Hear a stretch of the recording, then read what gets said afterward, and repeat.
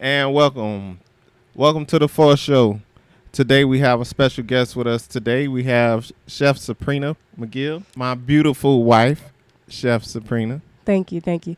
So I have two brothers. I have five siblings, two brothers, three sisters. I am the middle child. I'm my mother's middle child. I'm my dad's second to the oldest. So the middle child. You're a middle child. I think we tend to be independent. We good? Or we need to start over? Yeah, we good. Oh, okay. As a middle child, I was always either too old to do something or too young to do something. So middle children tend to do their own thing. Like we live in our own little bubble. We're independent. We're adventurous. We're willing to try things. So with that being said, me being the middle child and leaping from Houston to Atlanta, it's totally typical. Like none of my family was surprised. I went to college in Dallas, University of Denton. I'm sorry. I went to the University of North Texas in Denton, Texas, which is about almost 4 hours north of Houston. What was your major? I majored in communication studies. I minored in management and entrepreneurship. I always knew that I wanted to be an entrepreneur. That was your minor? Yes, it was. I always knew that I wanted to be an entrepreneur. I actually come from a long line of cooks. My dad's side of the family, my grandparents owned a restaurant. I remember when I was young, they had a restaurant. It was called Family Affair. In Sunnyside, and I don't remember much because soon after my grandfather got sick, he had Alzheimer's and he was bedridden for a long time. But I do remember going. It was a cafeteria style restaurant. I know that most of the family worked there. I had aunts that both cooked. My aunt was the best baker in the world. Because of my aunt, I am in love with pineapple cake. She made like the best pineapple cake ever. And she did a lot of catering for Continental Airlines. All of the men on my dad's side of the family were hunters and fishermen. My dad had a barbecue truck. My uncle had a barbecue truck. It seems like everyone on my dad's side of the family was involved in food some way. And we ate a lot of food. Like at my grandparents' house. So was it gatherings at the restaurant or? Well, I don't remember. I was young. I remember going to the restaurant a couple times, but my story isn't like when I was 7, I started washing dishes at my grandparents' restaurant. Yeah. And I don't have that story, which is pretty interesting. I don't have that story. When you talk to most chefs, they say, they started, I was baking with my grandma when I was 3, I don't have that story. I didn't grow up in the family business. I love food. A lot of my life was spent around food. We always gathered at my grandmother's house. She always had something cooking. I remember a huge pot of gumbo that you could fit like a 5-year-old baby in. So it was a huge pot of gumbo. I just remember a lot of food and a lot of love and a lot of family. So, why did you go into communications okay. Now, I remember when I first decided I wanted to cook and be involved in the industry, it was 9th grade. I took a home ec class. The first thing we made was snickerdoodle cookies and this cornbread upside down tomato beef pasta. No, it wasn't a pasta, but it was like a shepherd's pie. But instead of mashed potatoes, it was cornbread, corn, and ground beef with spaghetti sauce, and you baked it. Is that a Texas thing? We never ate that in my house. I can't say. Well, so here's the thing. It was actually very good. When she told us about it, we were like, ew, what the hell is this? But when we all made it and we ate it, it was pretty good. I ended up going home and making it a couple times, and they ate it. And those snickerdoodle cookies, they ate that too. But it was fun. And it kind of made me start thinking about it. Well, hey, all my family cooks. My dad's side of the family cooked. That was a lot of fun. Let me do this at home some more. So I went home and told my mom, hey, I think I want to start cooking. But you just said, the question was, what made you go into communications? And then you Right. start I talking know. about So what let me made tell you you. So want let to me tell start you. cooking. So ninth grade home ec was when I decided, okay, I want to be a chef. My family had a restaurant. I'm gonna be a chef on my own restaurant, right? So my mom said, "Oh, you want to start cooking? Fine. I won't cook anymore." So I did a lot more cooking at the house. It was okay, like hamburger helper stuff like that. It wasn't anything too fancy. Um, 9th, 10th, 11th, 12th. That's what I knew I wanted to do. I want to go to culinary school and become a chef. So here's the story. 12th grade, I was 16, 17. Well, I think I was 16. I was 17 when I graduated, but there's a culinary school on the north side of town. You were 16 when you graduated? I was 17. Oh. Yeah. I turned 18 in college, my freshman year.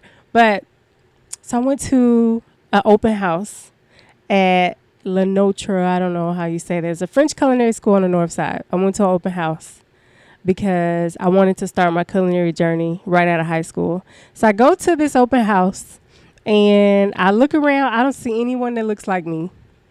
My color. I don't see any black women. I did see one black man sitting. So I go and sit by him because we tend to go where we're comfortable, where we're familiar. We're gathered with like kind. So I went and sat by him. And he said, "What are you doing here? This ain't for you.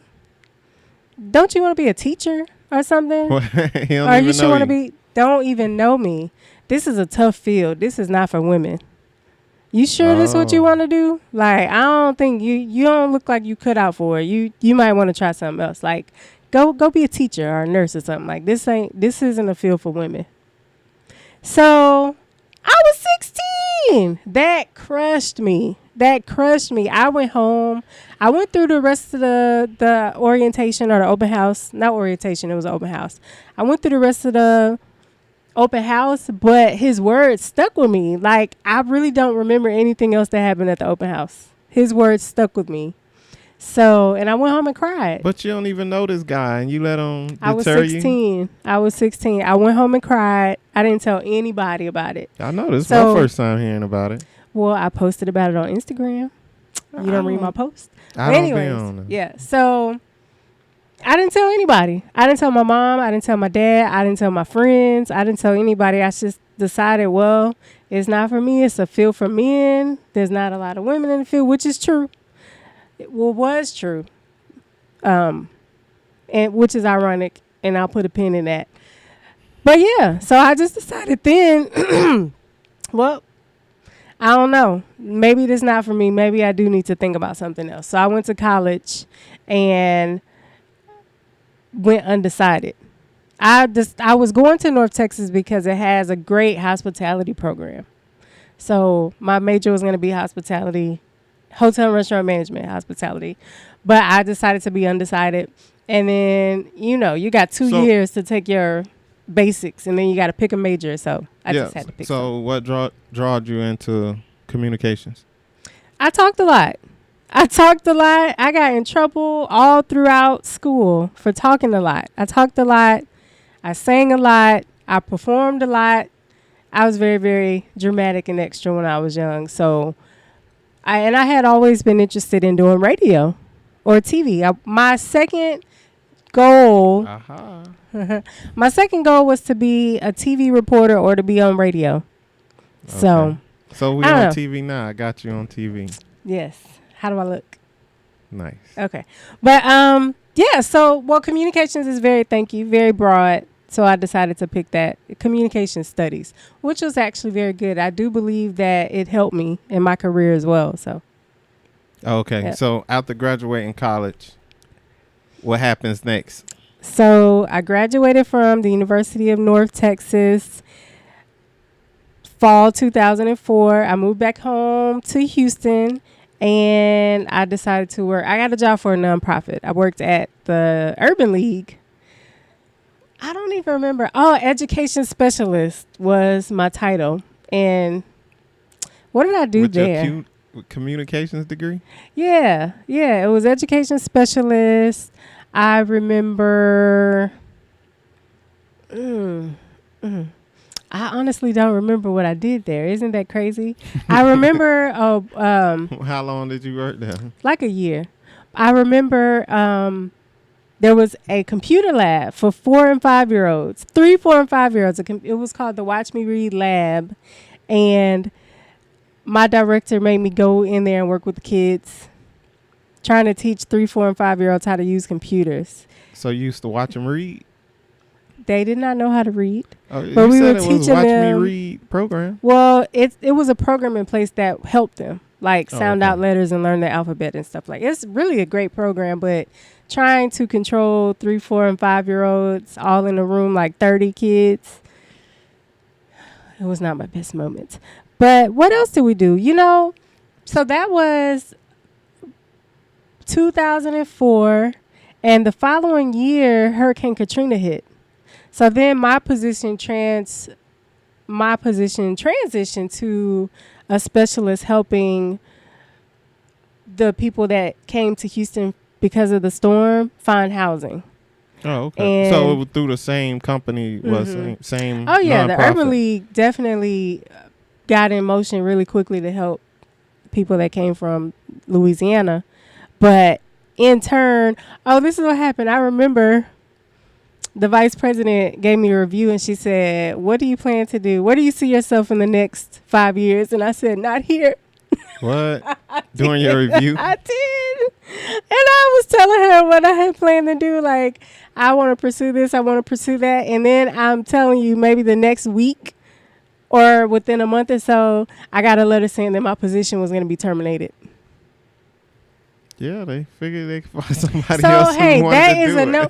Kids, if you're listening to this, if you're reading, listening, watching, and you're getting a review from your boss and they say, "Where do you see yourself?" Or a job interview, if they ask you where you see yourself in the next 5 years, don't say "not here." That's not the right answer. Yeah, but I mean, all right. So It was very honest. okay. So after that, what happened? Oh, so while I was working at the Urban League, I was not making much money right out of college at all. So I decided to get a second job as a waitress at Papado Seafood Kitchen in Houston, Texas, the best restaurant ever. So I was waiting tables there. It was great, making some extra money. And so you I was learned doing about that the while you management was doing at the Urban Urban League. League? And I got information about the management program. And I always had a love for the kitchen and a love for food. So I decided, well, I have a degree. If you have a degree, you're able to enter the management program. So I approached the GM and said, I'm interested in management. And then he watched me like a hawk for the next few months to see if I'm hitting all the standards that they have in place. I worked my butt off, and I think that was 2005. So starting January 2006, I went into management training. I was a manager there for 3 years. It was great. I was a front of the house manager, guest relations, like training staff. What else did I do? Mostly guest relations, like handling guest opportunities, and training staff, making sure that everyone follows all the standards. And it was great. However, I always wanted to be in the kitchen. I would always go into the kitchen in my free time, talk to the cooks, ask questions about all the food, and go behind the line and try to do stuff because I wanted to be in the kitchen. So I asked, yes? Go ahead. Well, I asked the general manager about moving to the kitchen because I want to cook. I love to cook. I want to move to the kitchen, be a kitchen manager. And it was like, oh, no, you're great. You're great with the people out front, like So you're smiling, you're a pretty Is it face. that same thing that happened when you went to that orientation, basically? That's how it felt. Or have the dynamic shift in the kitchen that you was working in?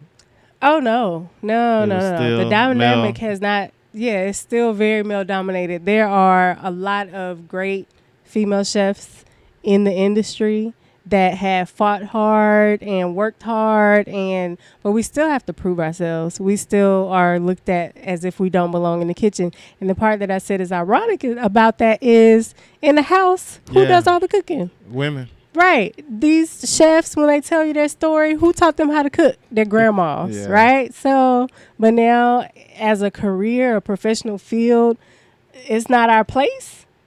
Yeah. Oh, but when it comes to relationships, our place is in the kitchen, right? Okay. Yeah. So, but anyways, it's still tough out there. It's still a struggle. But hey, we in the days of entrepreneurship. You have your place in the kitchen here, babe. That's funny. Yeah. So, all right. You at Papa Do's. When did you transition into culinary school? So. How long were you at Papa Do's? I was there for 3 years. And I left because of differences in management. There was a situation that happened where I didn't feel valued as a manager, so I decided to leave. And the Papa's company is a wonderful company. It's a really wonderful company. My life is great where it is. I think back then, in hindsight, I probably should have. Well, no, I couldn't have put everything happened exactly like it was supposed to. I left and tried to work for some other restaurant companies, but we liken Papa's to the military.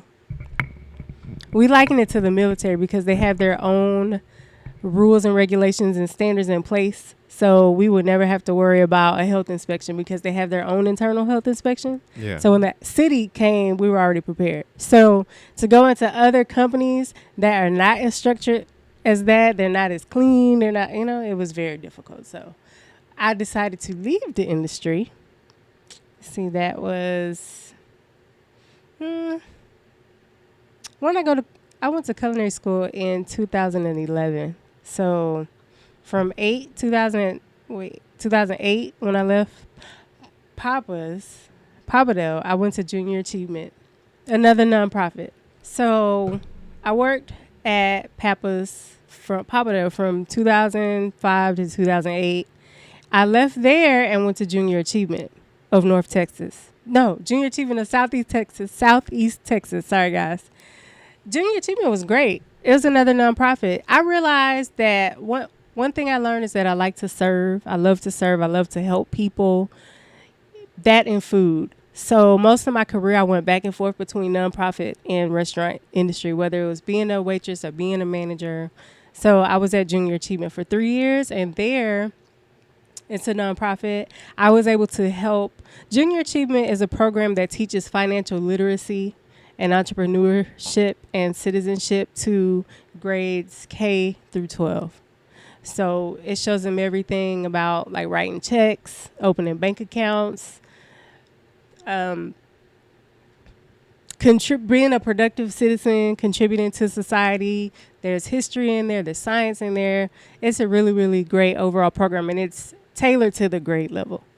So like kindergartners, they're learning basic things like this is a quarter, this is a dime, and then it gets very technical as you get into the higher grades. And they even had a program. They have a finance park. They go to finance park, and it's basically they're set into groups and they learn how to run their own city. They elect the mayor. They have judges, they have court, they get citations, they go to the bank, they open bank accounts, they all have their jobs. I love Junior Achievement. It was a great program. I was an operations manager there. I helped to put the program in different schools in my area of Houston. It was, even though I'm not a fan of little kids because I was working in that computer lab, I was able to help the kids indirectly. I still had the opportunity to go volunteer. I had to volunteer. We all were, we had like a quota. We had to teach a certain amount of classes each year. So I was able to do that. But it was really rewarding to be able to help the kids learn about money, stuff that we don't know, stuff we're not taught. Like we weren't taught how to write a check. Well, I was through Junior Achievement, when I was in elementary school. But it's a nationwide program. They have Junior Achievement here. I'm pretty sure it's in Florida. I know it's all over the U.S. So. I've never heard of it. I mean, it could be in Florida. I just never heard of it. Right. It's a free program. It sounds great.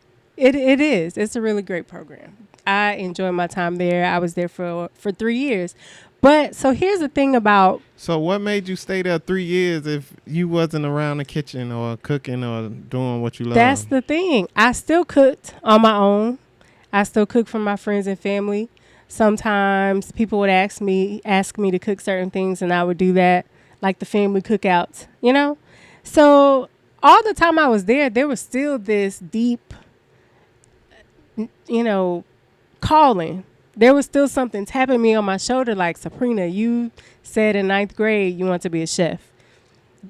You love the kitchen. You left Papado because you wanted to be in the kitchen. So there was still this calling, you know, that I couldn't get away from. And the urge, the desire was just growing stronger, stronger, and stronger. And then I had a friend who called me because she lived in Austin and her roommate worked for Le Cordon Bleu, and they had just started a certificate program where if you have your degree, you don't have to take all of those courses that you usually have to take. You have to take all the basics in culinary school and then go into the program, where they started this program where you can go right into the food part and bypass everything else because I already had a degree. Being that you already had a degree.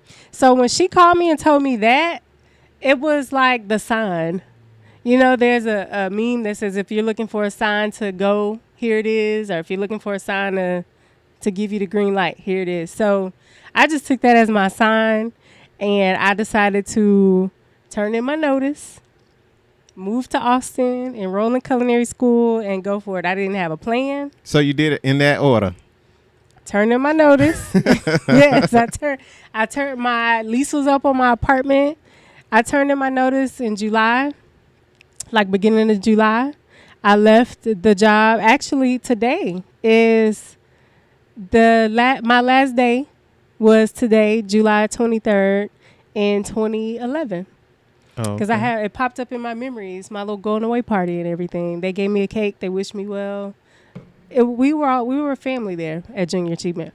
But turning my notice, my lease was up at the end of June, so that worked out. Actually, it was up at the end of July. Moved back in with my mom, stored my stuff. We rented a car, drove to Austin, went and looked at the campus. I signed the papers, and I was there by the end of the month. So how was your experience at Le Cordon Bleu? It was great. Let me just say that I didn't have a plan. I didn't have any money. I didn't have a job. I didn't have an apartment. Job. You wasn't saving? No. I just went for it. I just went for it. That voice in me said, now's the time, go. Because if you don't go now, you're going to regret it. And the way I live my life is no regrets. If there's something I want to do, I make sure I get it done because I don't want to wonder what if. I think that's a waste of your life. You know, if you look back and you're old and you have all these what ifs, because you never know, you could have been great. So, but I don't advise anybody to do that. Well, I mean, you gotta chase your dream. Well, by any means necessary. Figure it out. Figure it out. If you have a dream and you're getting that feeling that it's time to go, do it and figure it out. Figure it out when you get there. If you move forward, if you take a step towards your dream, doors will open for you. But you have to actively work towards it in order for the doors to open. They're not going to open if you're just sitting and waiting and hoping and wishing and praying. So praying is good, but you have to put some action behind it. So, yeah. Faith without works is dead. Le Cordon Bleu was great. I had some really great instructors. Culinary school does not teach you how to cook.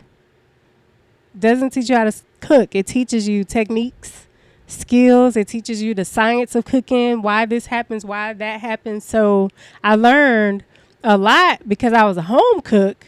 Going to school, I said, oh, that's why my cake didn't rise right, you know? Oh, so it teach you more of the science, not exactly the actual process. Exactly. Like when I used to make sauces for, meat on my own that came out delicious, but going through school, you learn the proper steps, the way to do it. Like, oh, that makes sense. Like you learn the why, the reason. You learn proper knife skills. You learn proper sanitation methods, food handling techniques, all the things that are going to make your skills better, to improve your skills, but not to teach you how to cook. So if you don't know how to cook, going to culinary school will not teach you how to cook. You have to have some type of skill to get started. All right, so you started the program. How did it go? How did it go, and what did you do before you got out? Like your externship or? Okay. Again, it was great. It was 18 months. It was about 12. It was about a year in the class. The first 6 months, well, like the first class was knife skills, and then it was sauces, and then it was like food sanitation, and then, man, it was a while ago. I'll have to remember. But we learned a lot. I have pictures up on my Facebook page from school. Toward the end of the program, we had to do an externship. I believe I needed to get like 100 hours, 150 hours or something like that. So I ended up going to Alaska. I did find a job while I was there. Well, I had a lot of jobs.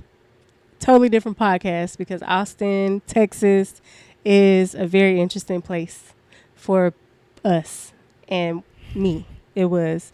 But I did end up finding a job. I worked for Airmark. Wait, you say Austin, like Austin is different from Houston. It is not. Austin is very different. The motto of Austin is stay weird or be weird or something like that. Austin is known as a very liberal, progressive city. But you would think all of Texas is racist. For real? Yeah. Yes, definitely in some areas. Houston is more of a melting pot. Houston is more, a lot of stuff that happens like in Florida and here and other places, we don't get a lot. It happens, but not to the extent that it happens in other places. I think Houston is more progressive, honestly. Even though Texas is a red state, Yeah. It's still more, I don't know how to describe it. Houston is more progressive, so. Austin, another story. But I ended up finding a job with Airmark. Airmark is a huge food service company. They are connected to like Princess Cruise Lines and all that. They have some resorts in Denali Park, which is 4 hours away from Anchorage, or maybe it's 6 hours away from Anchorage. 8 hours. It was a long bus ride. There's no flights to Denali Park. So I took an externship there. I call it the Yogi and Boo Boo Park. That's what it reminds you of. Remember? Yeah. Yeah, that's exactly. Trees, mountains, animals, that's all you see. But it was great. Alaska is beautiful. Alaska is a part of the U.S., so I didn't learn anything groundbreaking as far as culinary. It's not like I went there and learned, how to make something spectacular. That's not what happened. So do they help you find a location, or you just externships? Yeah, you just pick Alaska. Or So they tell you it has to be. Is it a list, or is it a list of different places you can go? Yeah. You got to find your own. You have to find your own, come back to your instructor or the graduation person who's in charge of your credits and stuff, and get it approved. So you can go work for a caterer if your aunt is a caterer, has a catering company, but she has to actually have a business, a LLC, or, it has to be an actual business. I can't just say, oh, I'm going to go work for the family restaurant, but it's not really Yeah. Like, it has to be a verifiable business, and I don't know how they verified everything, but yeah. But I chose Alaska because as a middle child, I feel like, again, we're adventurous. We're always willing to go and try new things and be different and be bold and daring. And so who paid for the flight? I did. I had to work. I had to save up the money and pay. They didn't pay for anything. Well, I stand corrected. You get a discount for room and board. Like the way you work and you get to live, but they do take stuff out of your check for your living arrangements. But it's pretty much everything's included, your room and your board and your food. You get to eat at the different resorts. Yeah. So, but it was cool. I mean, I didn't know any people. I didn't know anybody that has ever been to Alaska personally. Yeah, I have. Friends or family. So I've never been there. Right. So I decided, hey, let me go to Alaska. I'll be the first person from South Park that I know of to go to Alaska. So Never been to Canada. Yeah, I haven't been to Canada. We have to plan a trip. Been to the border. We saw the bridge. We saw Canada from across the bridge. Yes, but we do have to go. But again, Alaska is beautiful. I would love to go back as a tourist, not an employee.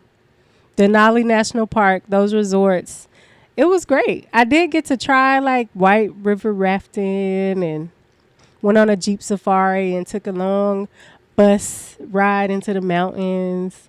There's a movie. No hiking? A little bit.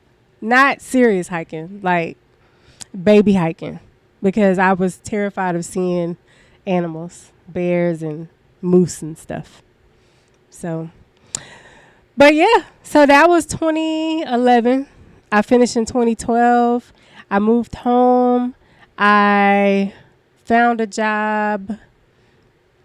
What was I doing? Man, I swear I've had so many jobs. I like a is that racist to say like a Jamaican? But no, I've had so. It is to a Jamaican. Yeah, right. So no, I've had so many jobs. I don't remember, but I know that the idea for the pink palette was created, the name and everything, when I came back in July or August of 2012, and I decided to move forward catering. Babe, you be going all over the place. You go from I was born in Houston, and then I graduated high school. What happened when you graduated Le Cordon Bleu? That's what I'm saying. I went to Alaska. I finished school. The actual graduation wasn't until a year later. After the internship? Mm-hmm. So I went to Alaska in the summer. It was right around 4th of July. Right after the 4th of July, I went to Alaska. And I was there until the end of the summer. Okay. So 2 or 3 months. Oh, so you was only there during the summer? Yes. You didn't... No, I didn't live there. It was just an externship. No, I know, but you didn't stay through the winter months. That's what I was thinking about, the cold when it gets super cold. No. So I had a neighbor. My neighbor, he went to Alaska for, like, he was in the service, and he told me this story. He was like, it got so cold that I burnt all the lining in my throat. And I'm like, how did you do that? He was like, I couldn't get warm for no reason. So I took a hot, fresh cup of coffee and I just drunk it because I couldn't get warm. He was like, I'm a Miami boy. I ain't used to this cold weather. Wow. He was like, he said, I had to go to the doctor. The whole lining in my esophagus was messed up. That's terrible. That's terrible. I can't even laugh. That's terrible. So in Alaska during the summer, it's 23 hours of daylight. 24 hours of daylight, really. It doesn't really get dark. The sun almost sets and then it comes right back up. So I think July, there's maybe 2 weeks of summer for them. Like when I was there, I think around mid-July, the temperature got up to close to the 80s, but then at night it was like 40s. Oh, okay. So it was cold. It was still cold, but it wasn't snowing. When I arrived, there was still snow on the mountains. Towards mid-August, the snow had melted, but by the end of August, the snow was back because the winter, it gets, by the time we left at the beginning of September, it was starting to snow again. So, but it was 24 hours a daylight, 23 hours a daylight. I had to use blackout curtains and cover my head at night to sleep. Oh, so that's how you got used to wearing the mask? Yeah. Well, that's the thing that I've been doing since birth. I'll tell you that story. But yeah. But I just basically had to make it pitch black so I could sleep during night hours so that I could be on track for work. Gotcha. So. Well, that must have been an experience within itself. Like Alaska? Yeah, it was. So I'll say it has been a very interesting journey, and that's just the tip of the iceberg. When I finished school in 2012, September, I moved back to Houston, took little different jobs, because what we're told in culinary school is to try out everything in the culinary field to see where you fit in. I knew I wanted to be in catering. I said I had a desire, and I told my best friends I want to be a private chef and work for celebrities and do other parties and stuff like that.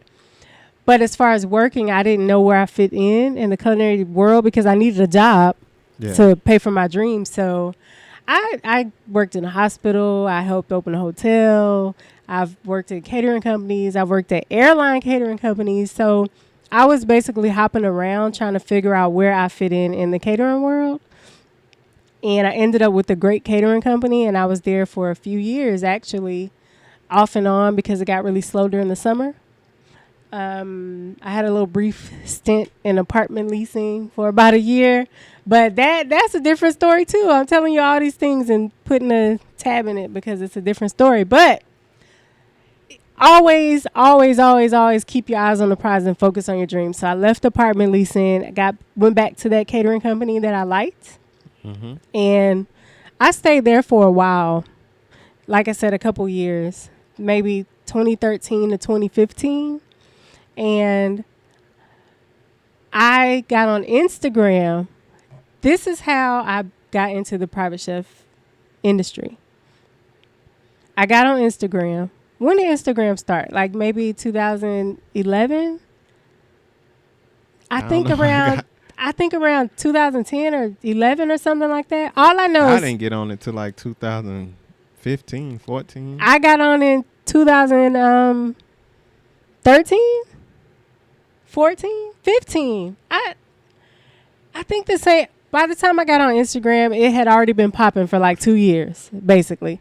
So I'm getting on Instagram. Came up with the name The Pink Palette for my catering company. Actually, back in 2012 when I finished school, I did small catering jobs. I know I just skipped back a little bit, but it's okay. I got on Instagram, started posting pictures of my food. I had a personal page, a Pink Palette page. Started following all these different chefs in the industry. I had a chef mentor. Shout out to Chef to the Stars on Instagram. I was connected with her through a line sister. So I started working with her, helping her out at some events. And I came across a profile that said chefs needed in Houston. Send your resume, send your pictures of your food, all that stuff. And I submitted for that. And I believe... Did someone tag you or you just... No. Just scrolling because I was following celebrities and celebrity chefs and, popping chefs, pop foodies. So I was just scrolling through Instagram and I saw chefs wanted in Houston and I submitted my application and I honestly forgot about it. So I'm working at this airline catering job that I hated. I hated it. I loved the food part, but I didn't like the job per se. And I was getting ready to quit. Again. I was getting ready to quit again. So you had already quit that job, or no. Quit in because the industry. it was another. Yeah, okay. No. I was like, man, it's been a few years. Nothing's really popping off. My catering's not really picking up. Maybe culinary isn't really. Maybe it's not. Maybe I should just try to look into something else. So I applied to be a flight attendant. I love to travel. There's a lot of things that I love to do. Radio, TV, film, one of them. I love to travel. So I actually had a few interviews with different airlines. Like I made it all the way to, they flew me out. 3 different airlines flew me out to do the big interview process. Well, this last interview process was with Mesa Airlines. I went through the process with them. And I was getting ready to be a flight attendant because that was another dream of mine. I have a lot of dreams. I do. So I'm working at this airline catering company. I hated it. I applied to be a flight attendant with an airline. Coincidence, right? Mesa called me back and said, you got the job. We need to fly you to, I think it was Arizona. Training lasts for XYZ. When they called me and told me I got the job, they gave me like a deadline to reply and get my shit together, right? I got an email from the personal chef, the private chef post. Yeah. I got an email saying, hey, are you still interested? We're still looking. We want you to audition. I'm like, what? I just got this offer to be a flight attendant. This is free flight. You got to make a choice. Yeah, I could be a stewardess and fly all over the world for free.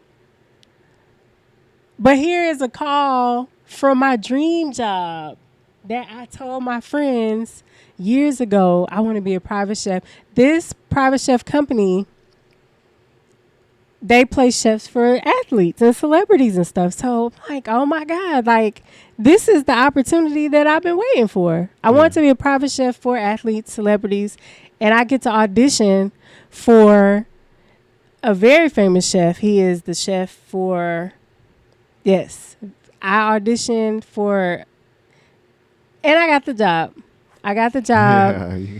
I got the job. I decided to take the job because it was my dream job. And like I said, I don't ever want to live with regrets or what if. So of course I took the job. Quit that funky airline catering job, like to no 2 week notice. But you ain't quit because you never started it, right? The airline catering job? Yeah. Yeah. Remember I said I hated that job. I'm thinking you saying not flight attendant. Flight attendant. Okay. No. But I was working for a catering company that provided catering for private jets. Got you. So, yeah. But yeah, so I got the job and I was a private chef for a baseball player, a famous baseball player and his family. And it was great. It was great. Like I was so intimidated. I was so like overwhelmed. I was so shocked. I was so like filled with joy. Like, oh my God, I'm walking into this mansion to cook for these people. Like, okay, so you said culinary school don't really teach you how to cook. It just teach you everything else. So when you was cooking for the celebrity, the baseball player, yeah. So how was that? So the good thing is that, remember I told you I worked for a few years for a catering company that I really loved. That catering company is very prestigious, very elite. They do a lot of high-end clientele, like former president that lives in Texas, his family, events, galas. So I learned a lot. I learned a lot of great presentation techniques. I learned different and definitely plating, because we did plates for 3,000, 7,000. So I learned plating. Yeah, so it's like the same thing over and over and over. Yes. So everything that I've learned and all these different jobs I've had in the kitchen prepared me for that.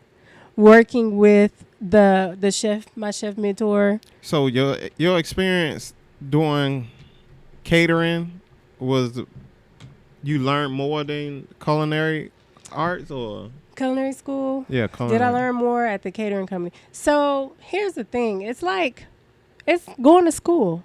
Yeah. Going to school, you learn all these skills and techniques. You learn all this knowledge, all this information. But working, you put it into practice. So I get to the catering company and I already have nice skills. They knew they could hire me because I did go to culinary school. So they know I have a foundation. Yeah. It gives you your foundation. And then the catering company built on that foundation and also helped me improve. So I improved a lot working through the catering company. It was really great. It was great. It was a great experience. And all that helped me working for the family. So now you got your dream job working for the celebrity. What's next? So I worked for, this part of the story is very, I didn't work for them for long.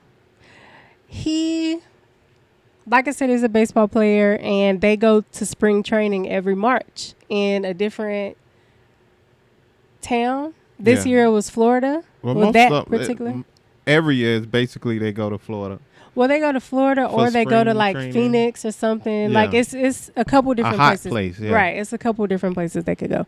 But this year was Florida. So I started with them in November. So I was there from November to February. And then February they asked, well, do you want to go with him to spring training? And then at that time he was going to play for the Braves here. So I said, sure, yeah. So with me, middle child adventure, let's go.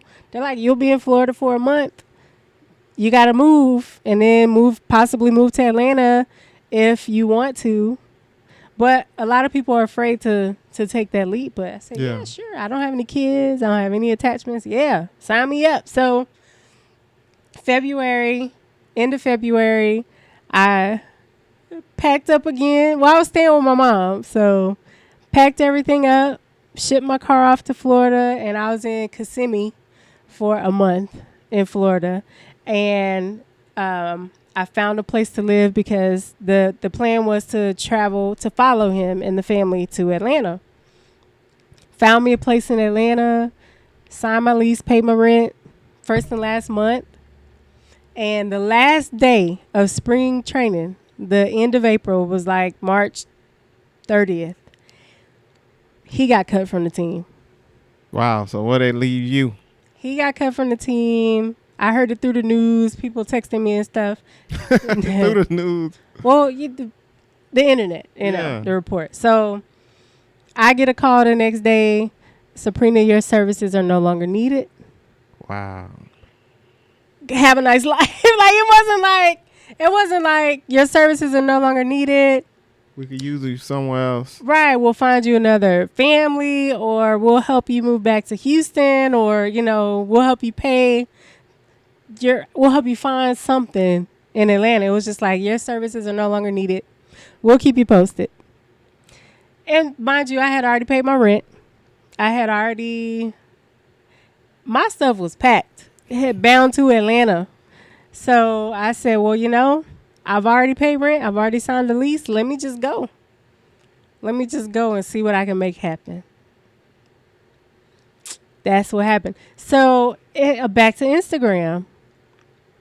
I reached out to a few chefs, my chef mentor, and a few chefs that I was following on Instagram that were in Atlanta. Yeah. Hey, I'm a private chef. I was supposed to move here to work for this player. He got cut. Now I'm just asked out. Do you know anybody? Do you need any help? Can you help me? Can you help me find a job? And there was a chef that replied and was like, you're just in luck because I need some help. And it was with a huge high profile person. So I came and auditioned for her and him, and I got that job, and I ended up being the weekend chef to relieve her on the weekends because she was working 7 days a week, which is part of the life as a private chef. Like, you don't have a life. Yeah. You're on call to cook for them 24/7. Oh, so I didn't know you went from that baseball player to him. So I know. Well, so that was April, right? Uh-huh. That was April. I came to Atlanta, stayed for maybe a week or so, just trying to send out emails and fillers and reach out to everybody that could help me. I came back home to Houston for like 2 weeks. To visit? To figure out my life. What, on vacation? No, well, so I moved to Atlanta. I had moved in. But then, I didn't have a job. So I said, well, let me just drive home and go be around my family and try to figure out if this is really what I'm going to do. Because, yes, I said I'm going to just go because I already paid my rent. But I was so unsure. I didn't have any prospects. Mm-hmm. So I went home. And, yeah, I was there for like 2 weeks. I was kind of depressed. I was kind of bummed out. I'm on the couch. Like, what am I going to do? But I had to go back because, like I said, I already paid my rent. My stuff was there. So I went back and I focused.